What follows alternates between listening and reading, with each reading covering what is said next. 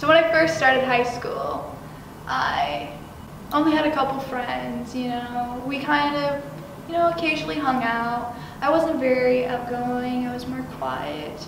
I didn't put a lot of pressure on friendships or going out and doing things. But one of my friends was involved with the tech crew, and I was sort of tagging along with her for a summer. One morning, our director, Jeannie Gilbert, asked if I would be interested in helping clean out the costume loft. Accidentally, we sort of became the new costume girls. It was us and Linda Caprathy, who were now head of the costume department. Our head of costume design was Linda Caprathy. She was an amazing person to work with, and I look up to her a lot. She's very hardworking and just has a lot of confidence, which she sort of would always just tell it how it is. Throughout the couple years that I was doing theater, I became really close with Linda. She would always tell us all of her stories that she had or things that were going on in her life. And I would go to her and do the same as well, like some gossip going on. Like, she was just really honestly one of my best friends and inspired me to be more of myself and to be loud and confident. When I joined theater, I was forced to be more outgoing and to approach people for fittings or for measurements. So it kind of pushed me out of my box, and as I became more comfortable with everyone, I definitely got a lot louder, you know, more friendly, I would say, as well.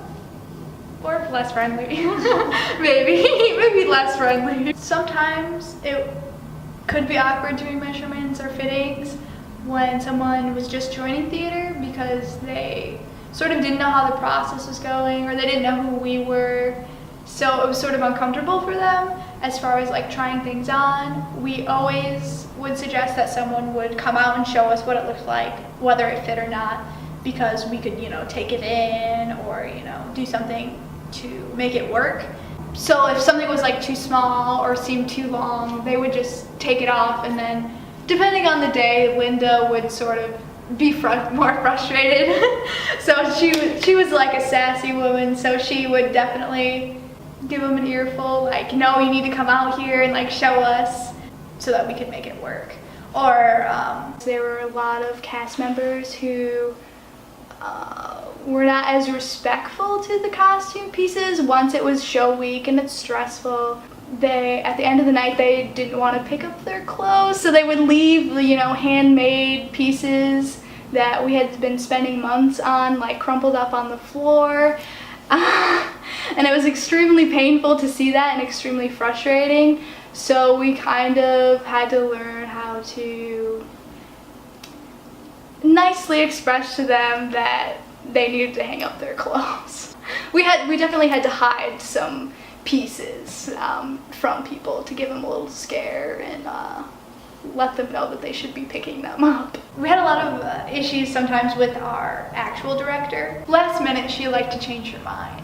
She handmade like this beautiful detailed skirt and this beautiful like intricate jacket. A night or two before one of our competitions, our director decided that she hated it, and she said that. Originally she like okayed the design and it was what she wanted, but like it just changed somewhere along the line, and then we'd have to remake whatever she did not like. You know, we're all very passive aggressive, or almost you just have to like fake it. You're like, yeah, it's fine, like, or you would just like shun them for the next week.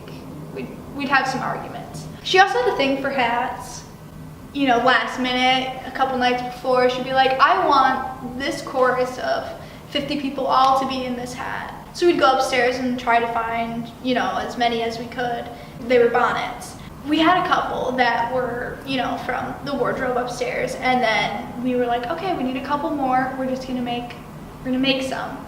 This is kind of a compliment. She liked the ones that we made so much, she wanted us to hand make the rest of the chorus the same hat, so everyone would be, you know, in the same sort of design, which we ended up reusing them a couple times for a few shows, and they were some pretty good hats. But throughout my time there, the people in the theater became my closest friends, and because you spend so much time with everyone and everyone that you're working with, you form such close bonds that it makes you kind of more comfortable, not only with them, but also just with yourself and other people. And that's kind of just the way theater people sort of are. They are very outgoing, and it kind of, even though I wasn't on stage, it definitely rubbed off on me, I would say.